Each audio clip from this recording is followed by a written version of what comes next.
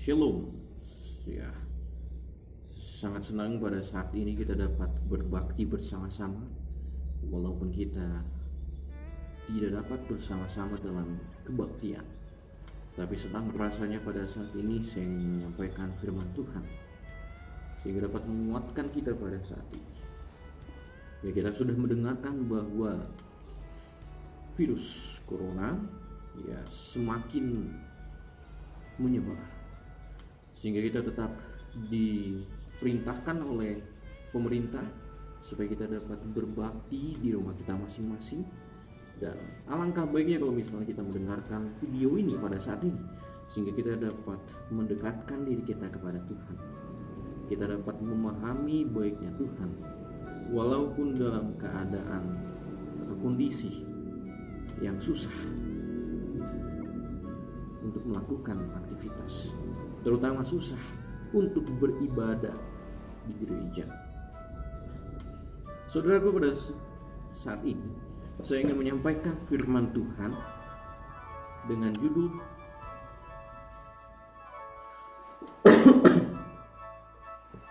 Hidup susah bukan berarti tidak beribadah. Hidup susah bukan berarti tidak beribadah.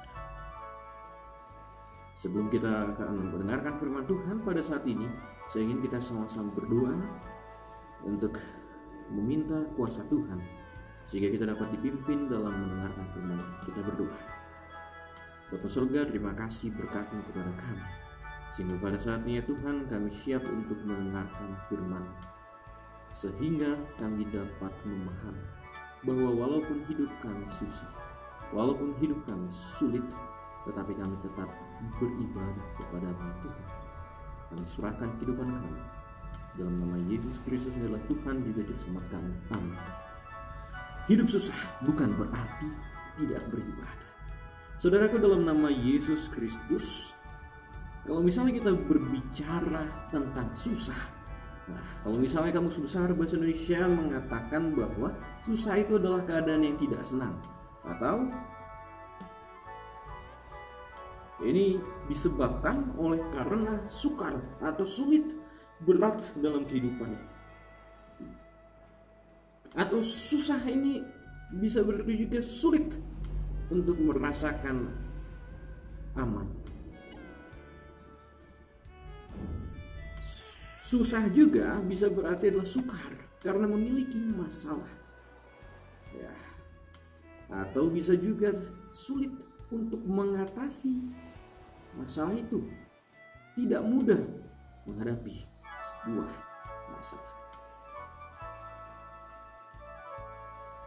Ya, kalau misalnya dalam Kamus Besar Indonesia juga dikatakan bahwa inilah kekurangan atau karena kemiskinan. Hidupnya kini serba susah. Sedangkan kalau misalnya kita lihat dalam Kamus Besar Bahasa Indonesia bahwa ibadah memiliki pemahaman adalah perbuatan untuk menyatakan bakti kepada Allah yang didasari ketaatan, mengerjakan perintahnya dan mematuhi larangannya. Ini juga bisa berarti adalah ibadah. Ibadah ini adalah sebuah upacara atau sebuah kegiatan keagamaan. Hidup susah bukan berarti tidak beribadah. Pada saat ini kita hanya akan sedikit membahas, ya, hanya sedikit ayat yang kita akan bahas pada saat ini. Kita sama-sama buka Alkitab kita yang terdapat di dalam Wahyu pasal yang kedua, ayat yang ke-8 sampai yang 11. Wahyu pasal yang kedua, ayat 8 sampai yang ke-11. Kalau misalnya kita lihat di situ, judul perikopnya adalah kepada jemaat di Smyrna. Kepada jemaat di Smyrna. Apa yang terjadi di Smyrna sehingga ditulislah surat ini, ditulislah pekabaran ini ke mereka untuk menguatkan mereka. Kalau misalnya kita melihat daerah Smyrna ini sekarang berada di daerah Turki. Nah, berada di daerah Turki. Ini dekat juga, tidak terlalu jauh dengan daerah dari Efesus. Kalau misalnya kita melihat ayat yang ke-8, dikatakan di situ bahwa dan tuliskanlah kepada malaikat yang jemaat di Smyrna, kepada malaikat jemaat di Smyrna. Apa yang dituliskan? Inilah firman dari yang awal dan yang akhir, yang telah mati dan hidup kembali. Saudaraku, dalam nama Yesus Kristus ada beberapa hal yang ingin saya menekankan di sini. Kalau misalnya kita melihat di situ ada sebuah kata malaikat. Malaikat. Nah, kalau misalnya kita berpikir tentang malaikat, ya seringkali dalam pikiran kita, yang memiliki sayap, berpakaian putih, melindungi kita dalam keadaan sulit. Nah, kalau misalnya itu kita dalam pemikiran kita biasanya. Tetapi kalau misalnya dalam bahasa Inggrisnya, kata malaikat adalah angel. Nah, kata angel ini berasal dari kata angelos. Angelos ini memiliki arti adalah messenger. Nah, messenger itu adalah pembawa kabar. Pembawa kabar. Beberapa ayat di Alkitab memakai kata dari messenger ini atau angelos ini. Salah satunya kita bisa melihat di dalam Markus 1 ayat 2. Dikatakan di situ bahwa Yohanes Pembaptis adalah angelos. Yohanes Pembaptis adalah pembawa kabar. Lukas 7 ayat 24 juga mengatakan bahwa surat atau suruhan dari murid Yohanes pada saat itu juga ditulis dalam kitab Lukas adalah angelos, pembawa kabar. Demikian juga di dalam Lukas 9 ayat yang ke-52 dikatakan di situ adalah murid Yesus juga adalah pembawa kabar. Dan Yakobus 2 ayat 25 juga menyatakan bahwa ada dua mata-mata Israel pada saat mereka memata-matai di kita sudah tahu tembok Yeriko. Mereka juga disebutkan dalam Yakobus adalah angelos, pembawa kabar. Pembawa kabar di sini bukanlah berarti atau angelos ini bukan berarti adalah malaikat atau angel yang memiliki sayap. Tetapi angelos yang dimaksudkan di sini adalah seorang yang membawa kabar dari jemaat Smyrna. Dan itu adalah penatua di jemaat Smyrna. Pada saat ini adalah pendeta yang harus membawa kabar akan kematian juga kebangkitan Yesus Kristus. Kalau misalnya kita melihat bahwa nama-nama Yesus memiliki perbedaan di setiap surat yang ditulis kepada jemaat-jemaat. Kalau misalnya kita melihat di jemaat Efesus, dikatakan bahwa Yesus adalah yang memegang ketujuh bintang di tangan kanannya. Kemudian kalau misalnya kita melihat di Smyrna ini, nama Yesus adalah yang awal, yang akhir, dan telah mati dan hidup kembali.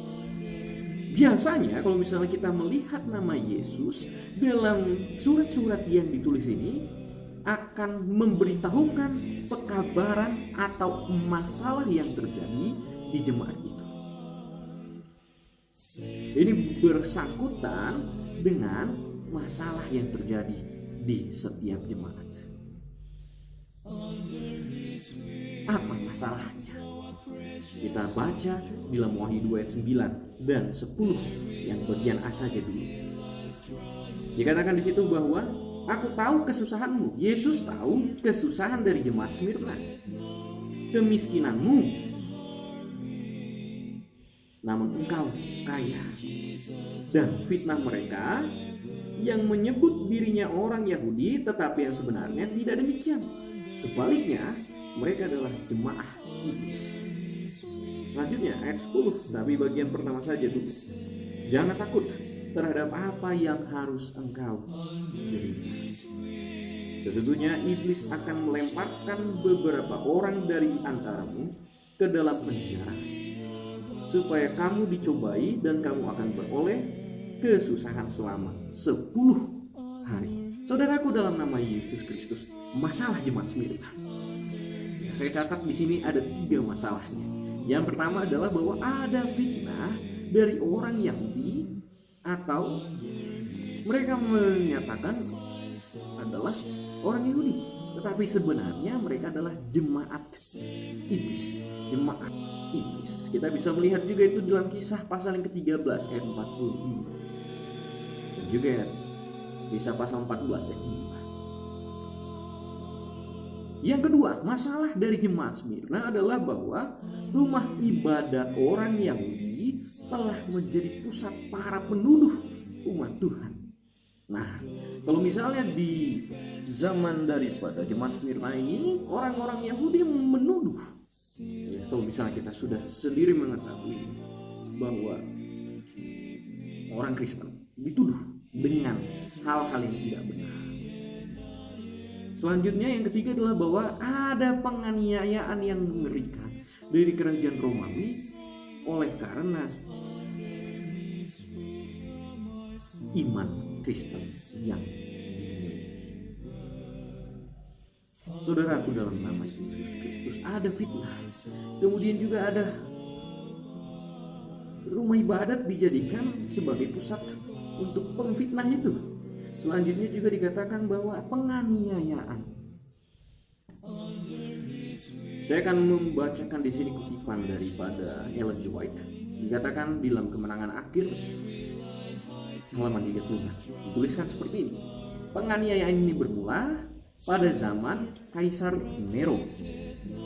Pada waktu Paulus mati syahid, berlangsung terus dengan semakin kejam atau kurang selama berabad-abad. Orang-orang Kristen dituduh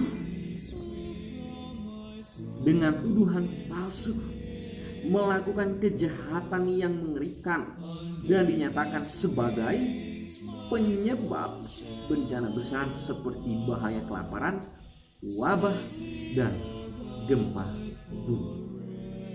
Saudaraku, dalam nama Yesus Kristus, pada saat itu jemaat Smyrna dinyatakan adalah sebagai penyebab wabah, penyebab penyakit, penyebab kelaparan.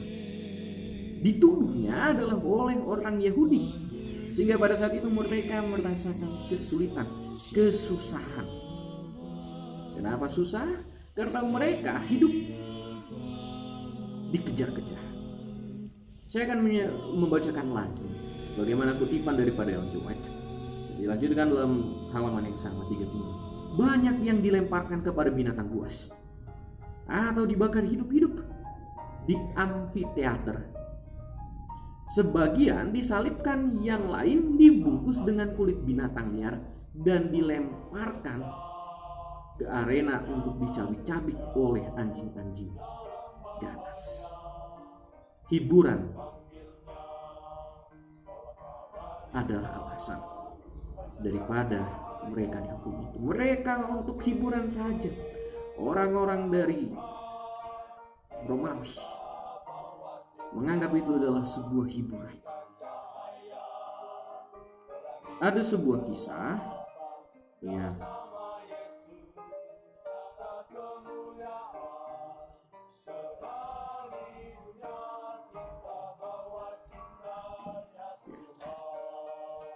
ada sebuah kisah di mana kejadiannya ini adalah pada saat zaman yang sama dengan jemaat Smyrna. Seorang laki-laki yang sudah tua, di mana dia adalah seorang Kristen yang taat, ya, dikatakan bahwa hampir 80 tahun dia sudah menerima iman sebagai pengikut Yesus. Suatu kali oleh karena masa-masa di mana jemaat Kristen atau umat Tuhan dikejar-kejar, ingin dibunuh, ingin disiksa, datanglah orang-orang Romawi, maksud saya. Mereka datang ke rumah seorang yang tua yang bernama Polikarpus. Polikarpus pada saat tentara-tentara Romawi datang ke rumahnya, Dia mengatakan kepada istrinya, persiapkanlah makanan. Padahal sebenarnya dia sudah tahu bahwa rencana daripada orang-orang Romawi itu adalah untuk menangkap dia, untuk membunuhnya. Tetapi dia suruh istrinya untuk persiapkan makanan. Setelah dipersiapkan makanan sudah dimakan oleh mereka. Akhirnya dia dibawa oleh gubernur daripada kerajaan Roma pada saat itu. Tetapi pada saat berada di hadapan daripada gubernur Roma itu, gubernurnya yang pada saat itu bernama adalah Status Quadratus. Dia ini terkesan dengan kehidupan daripada Polikarpus, karena hidupnya adalah hidup yang baik. Dia memberikan penawaran kepada Polikarpus. Dia katakan bahwa kutukilah Tuhan, kutukilah Kristus, maka aku akan membebaskan engkau. Wah, kalau misalnya kita sudah merasakan keadaan seperti ini, kita akan dibebaskan. Kalau misalnya ada satu syarat, biasanya kita akan menerima syarat itu untuk kebebasan kita, karena kita tidak bersalah. Tetapi yang dilakukan oleh Polikarpus itu, dia katakan demikian, 80 dan 86 tahun aku dilayani olehnya, dan tidak pernah sekalipun dia melakukan kesalahan padaku. Bagaimana aku mengutuk raja yang menyelamatkan aku. Iman daripada Polikarpus ini sangatlah besar, saudaraku, dalam nama Yesus Kristus.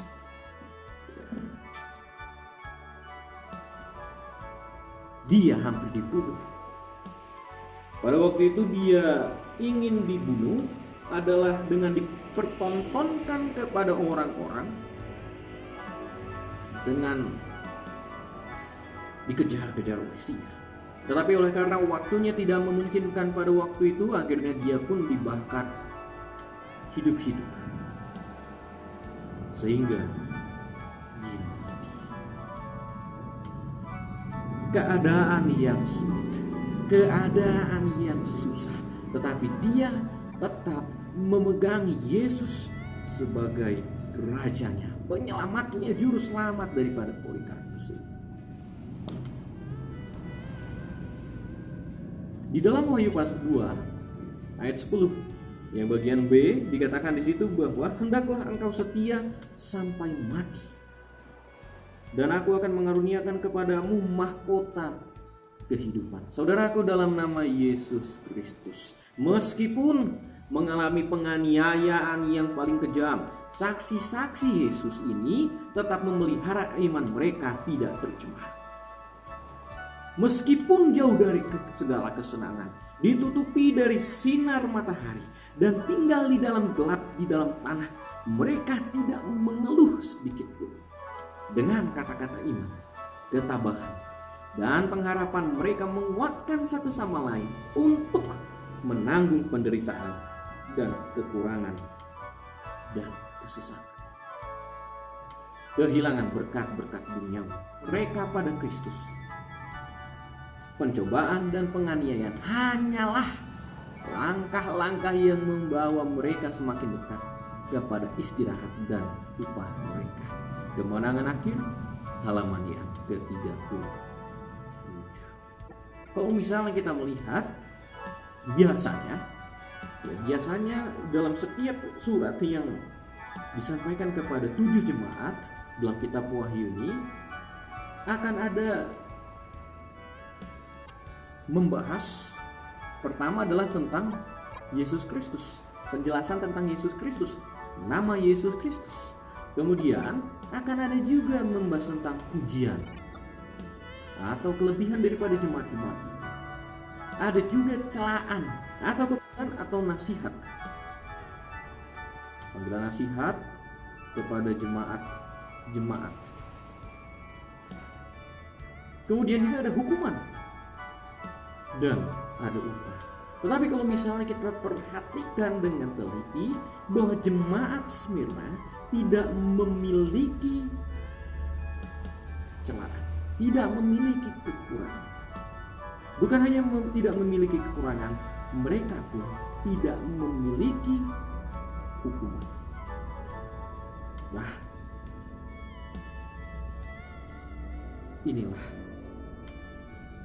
yang kita bisa lihat daripada jemaat Smyrna. Saudaraku, dalam nama Yesus Kristus, pada saat ini saya mengundang kita semua untuk bersama-sama menyadari bahwa hidup memang semakin susah. Hidup kita pada saat ini dalam keadaan COVID-19 atau Corona tidak lebih susah daripada jemaat Smyrna. Kita belum ada hukuman mati daripada negara kalau misalnya kita beribadah. Kita tidak dipaksa untuk tidak menyembah Tuhan kita. Hidup memang susah. Memang pada saat ini ekonomi sedang sulit oleh karena penyebab atau akibat daripada corona ini. Pasar-pasar banyak yang tutup.